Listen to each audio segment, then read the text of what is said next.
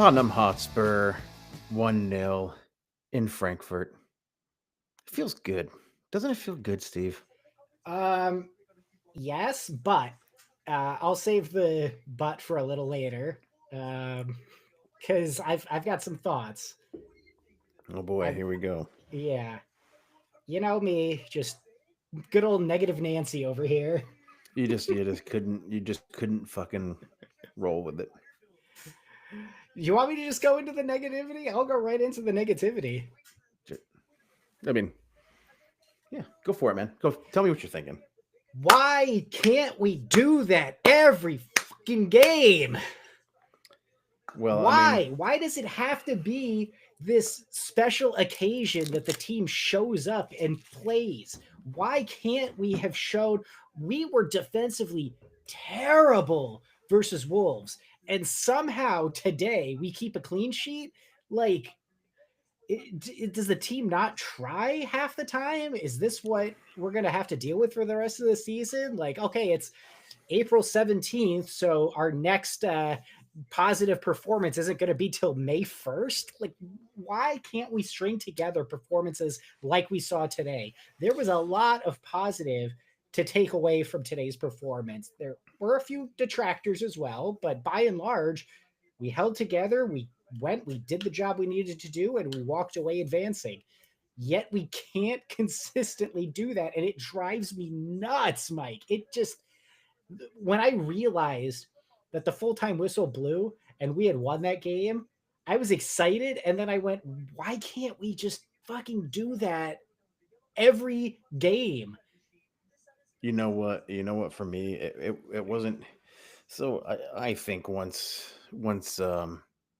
Madison got fucking trucked and went off the pitch, I think our creativity went into a little bit of a weird void. Our ability to hold on to the ball, keep the ball, went into like a weird void for a bit.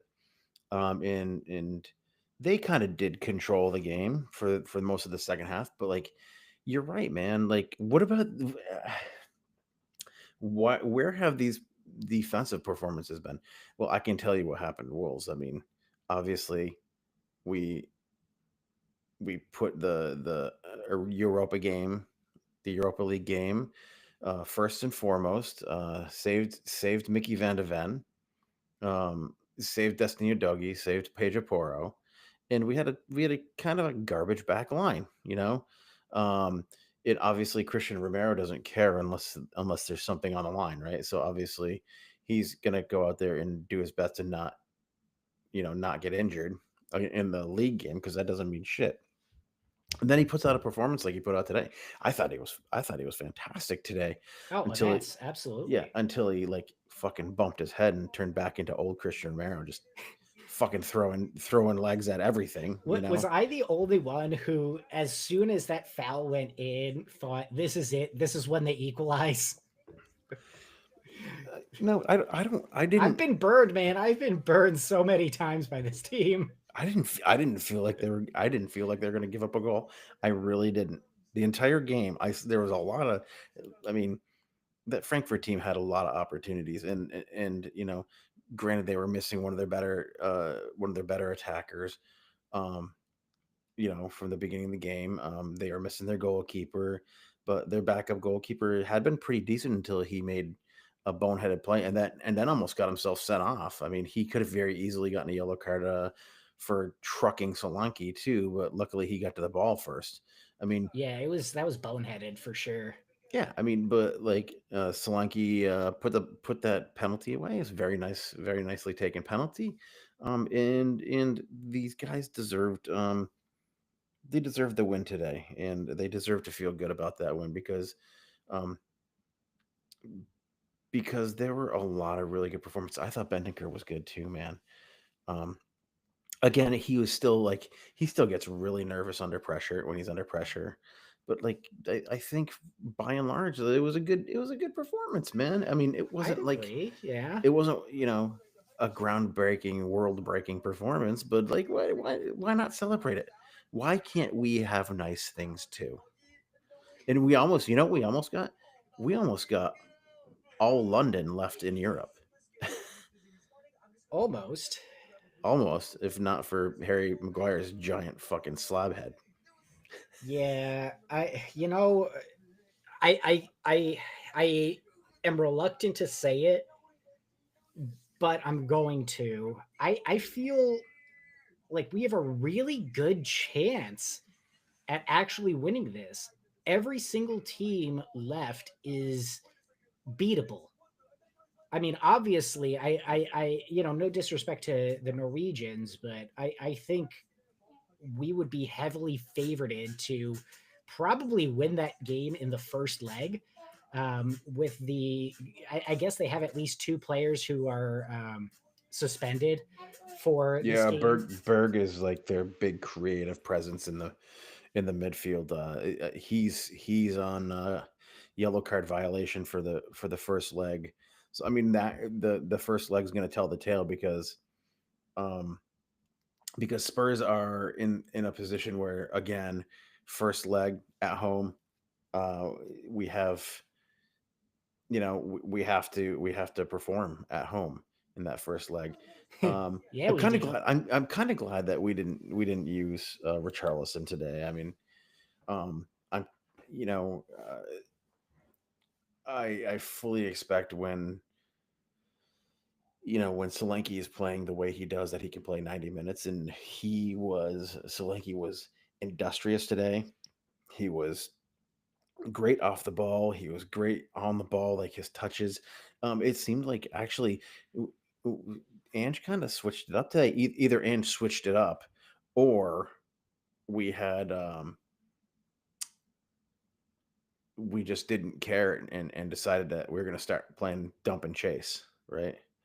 So It was an you know what it was an interesting shift from what we've seen from Edge. I mean, we've pretty much lambasted him for his inflexibility at times, but I don't think anybody can deny that we did something different today.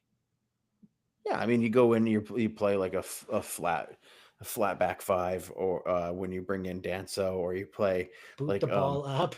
you It seemed play. like at times we were trying to bypass the midfield completely. Yeah, and that's kind of good because you got a guy in Solanke who has good touch. You have a fast runner on the outside in Tell. You have a fast runner on the outside in Brennan Johnson. Brennan Johnson's touch isn't great, and he's not a great dribbler.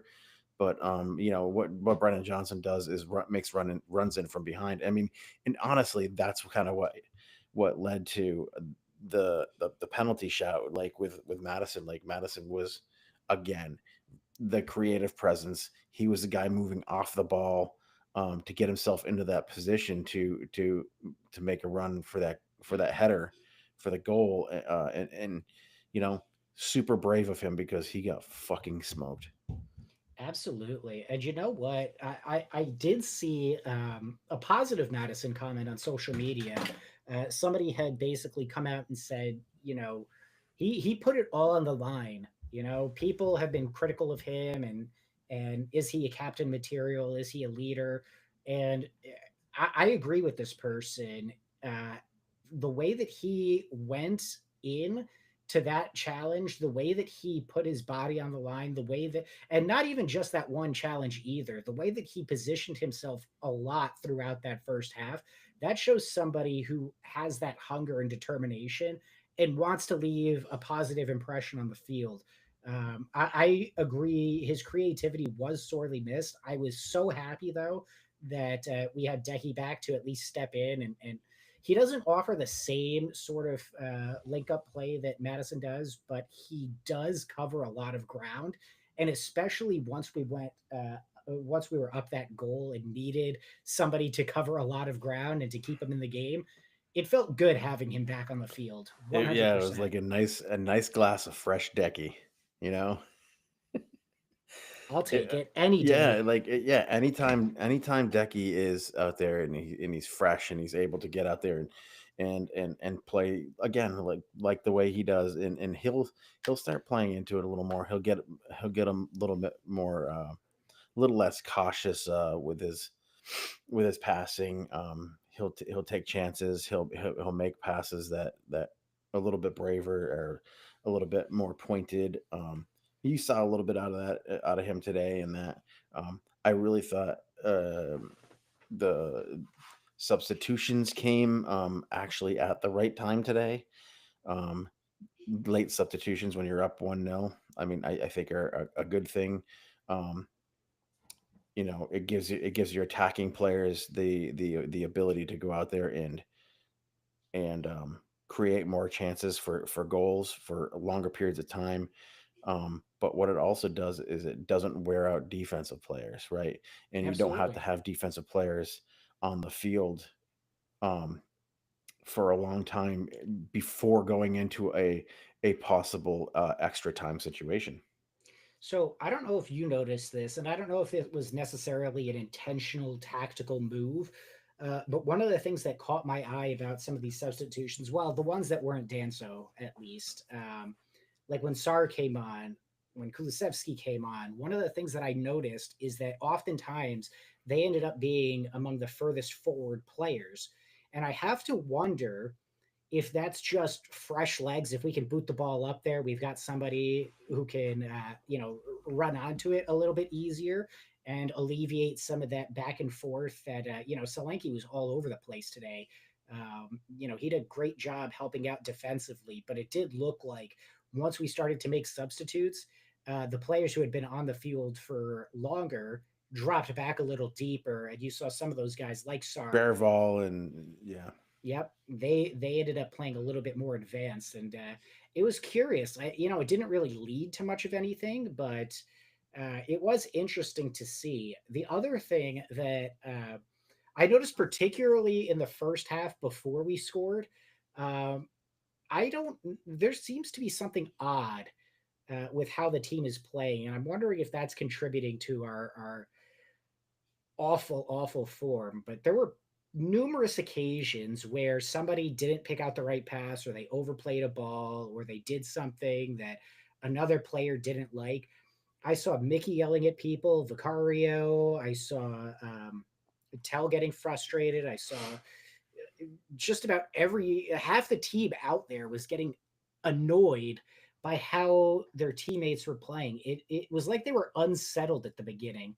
It got better as the game went on, but it had me worried for a bit.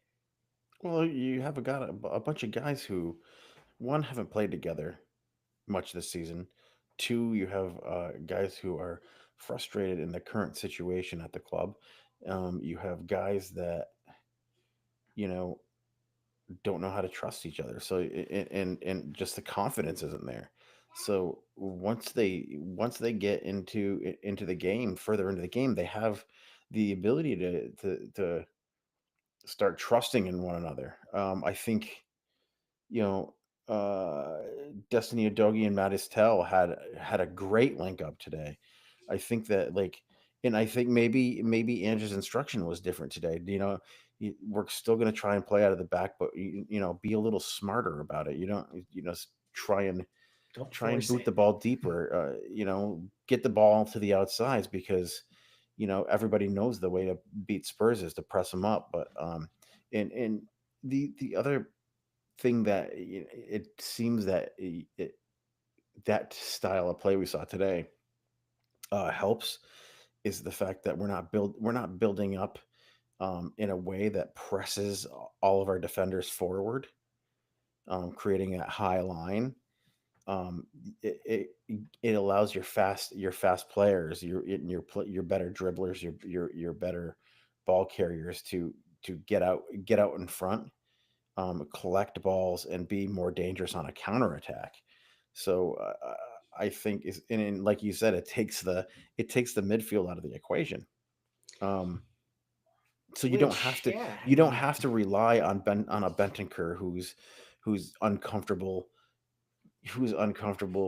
receiving the ball under pressure. You don't have to rely um, on a Bergvall to be your only creative presence out there. And I think I liked the lineup today. I really did.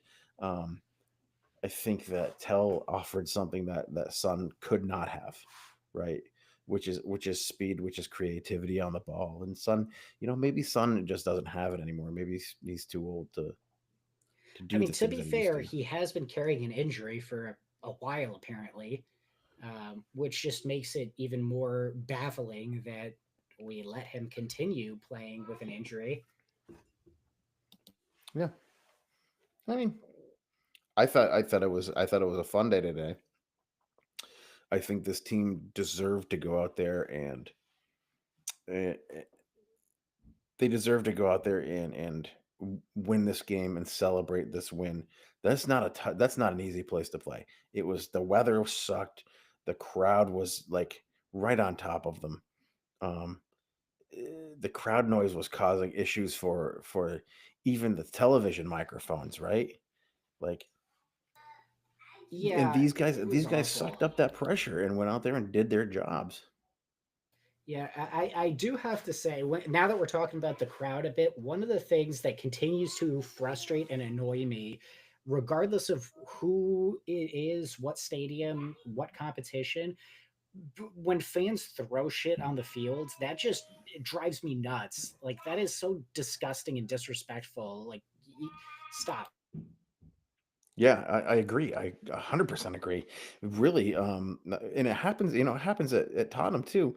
Um, when we're playing the Gooners, um, it happens. It happens when we're playing Chelsea. It happens, fans in Europe are way, way, way too invested in the game, and sometimes that leads to them, their passion overrides their ability to make smart decisions. Well, it could be their passion, and it could be their drunkenness too. I mean, who knows what level of drunk you get at a home fan sitting in a corner seat. I think it can be intentional, but it doesn't have to be intentional. I mean, it can just be because people are passionate throwing stuff on the field, and they just like the passion overrides them. You don't see that. You don't see that shit in American sports much. You Which is weird because we're filthy. you saw it in Cleveland that one year, Well, that's Cleveland. when they were throwing the plastic bottles onto the field, the plastic I Miller mean, Lite bottles. honestly, what difference is that from regular Cleveland? I feel like I'm offending Drew Carey. Yeah, I'm don't sorry, offend Drew Drew. Carey. Drew I'm Carey's a sorry, fish fan, Drew. man. You can't offend Drew Carey. He's America's dad. Yeah, yeah, he's the everyman. He is the everyman. Ah, but So yeah, anyway, Cleveland. let's pivot from Cleveland.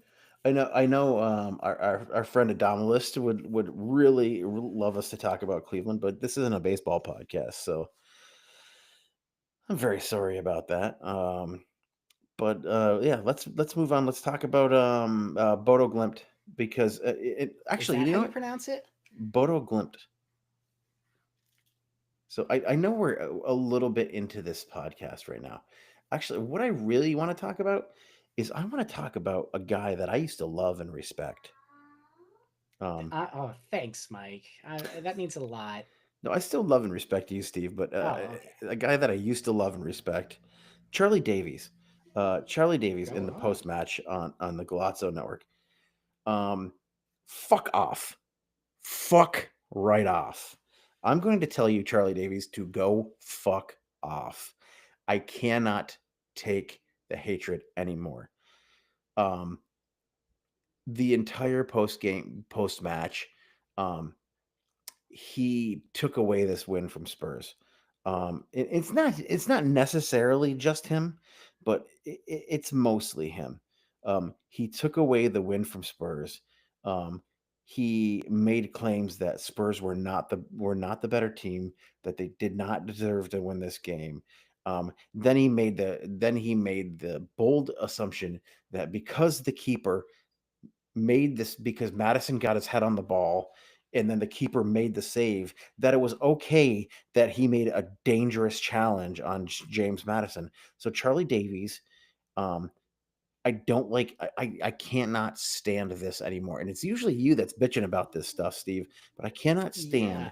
stand the nasty hatred or or or the commenters and commentators making fun of Spurs. I'm fucking sick and tired of it. Yeah, we've been a little bit of a joke this year, but leave that to the fans to do. Yeah, Leave that to us to do. Leave that to the podcasters, the social media commenters. But guess what? You're not allowed, Charlie Davies, to take this away from Spurs and to take this away from Spurs fans. So again, go fuck off. I just have to say, Mike, you can I'm sorry. attest. What does this say? What does it This say? is U.S. Soccer Federation 2025, a 2025 referee. Look at you. Yeah. So, in my opinion, as somebody who is an official referee, I got the badge and everything. Penalty was the absolute right call. You could see that the ref was saying it was a coming together, but not for me. For me, Madison played the ball and he was challenged late. If that happens anywhere else on the field, you're calling it as a foul. It happened in the box, so it's a foul and it's a penalty and it's a yellow card for the keeper. That's legitimately what happened to my son, except my son in that tournament, except my son was dribbling with the ball when it happened. And it didn't get called No, because it didn't get called because, well, we don't I have wasn't we don't have reffing. VAR in U14 soccer.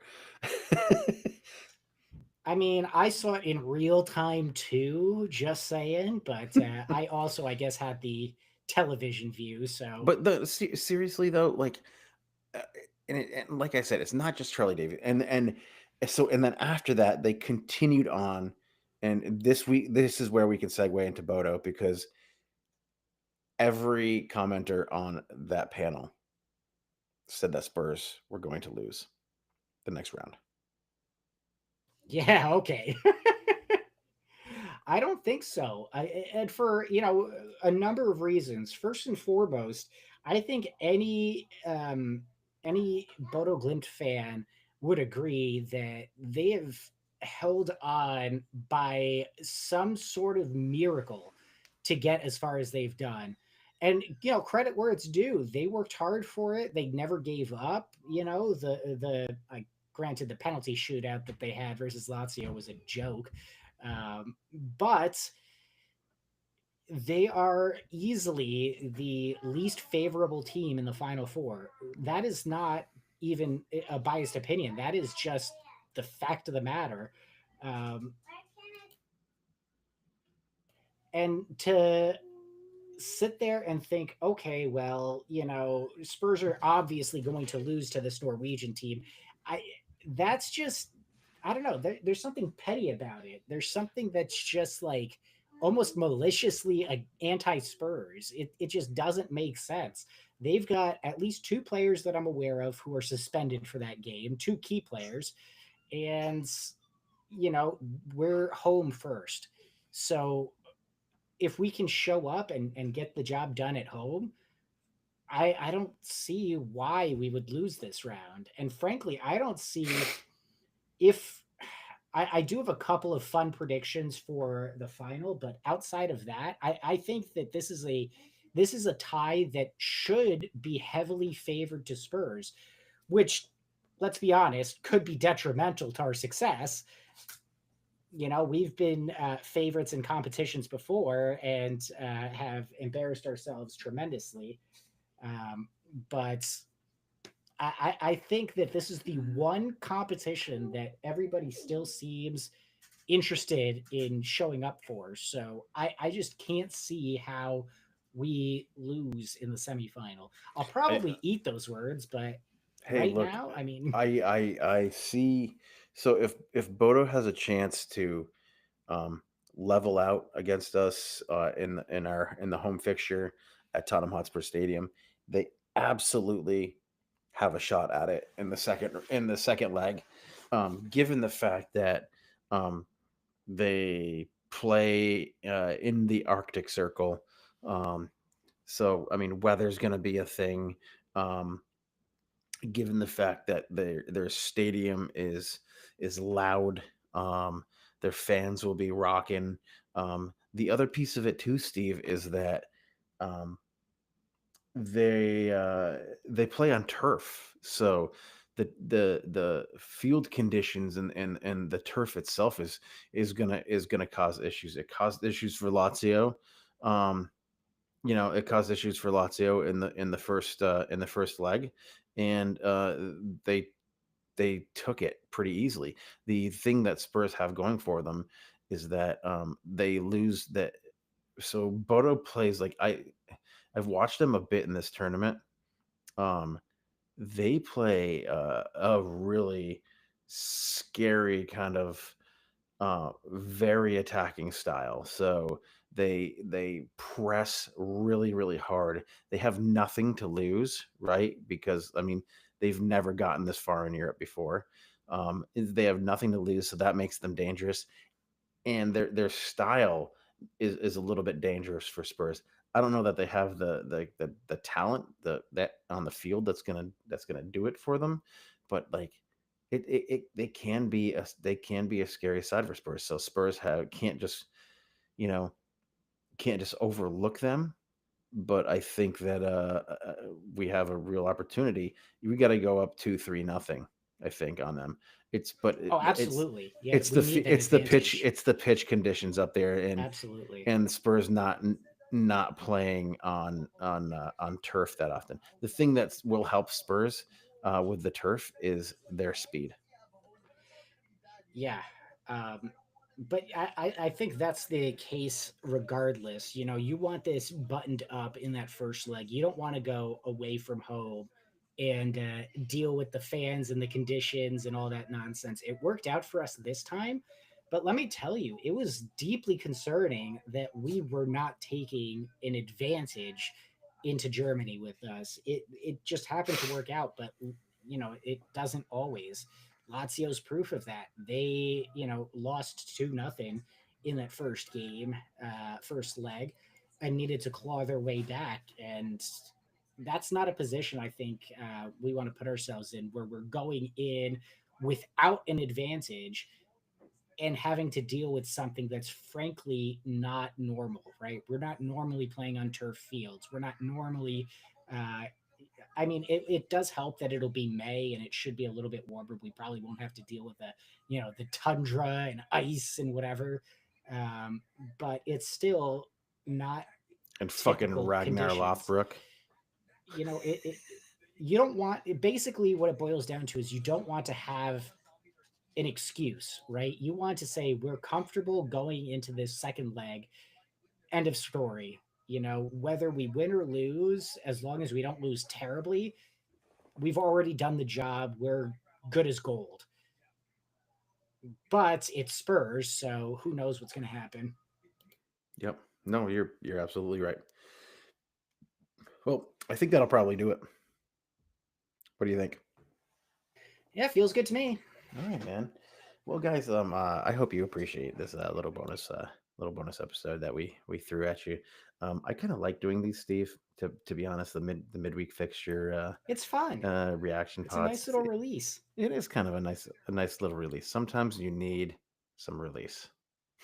Absolutely. Um, so that said, yeah, we have what the first match is April 24th. So 7 days from now. First match of what? The first leg. I mean, the first leg of the. May 1st, isn't it? Um, I'm not. I don't believe that. I don't believe that to be true. Pretty sure it's May 1st, May 8th. Oh, May 1st is on a Monday, isn't it? I don't know. May 1st is a Thursday. It's in 2 weeks. Hold on. I'm gonna look now. Now you've called me out. We can't end the podcast on this note.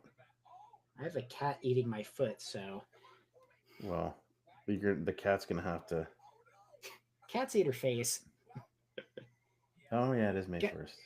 God damn it, it's May 1st. I thought it was next week. God damn it, I was looking forward to it. Yeah, gotta so wait May a 1st. little bit longer. And probably through some disappointing Spurs matches between now and then. Well, Steve,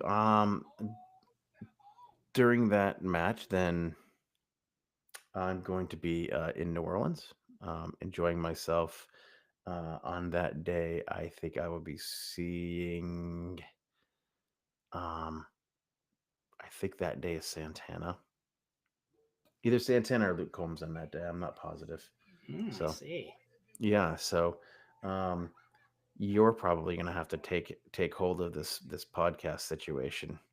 I will hold it with Brian's life, not There my you go. own. I don't trust myself that much.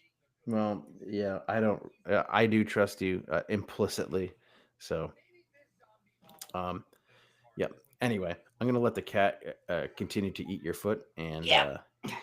Jesus Christ, is it really that bad? Okay. Anyway, uh, He thinks thanks it's a a lot. game. Thanks a lot, everyone. And just I do want to remind you to go out there, be safe, protect your mental health. Also, coys, and up Don't the be an Spurs. asshole. Don't be an asshole. Up the Spurs.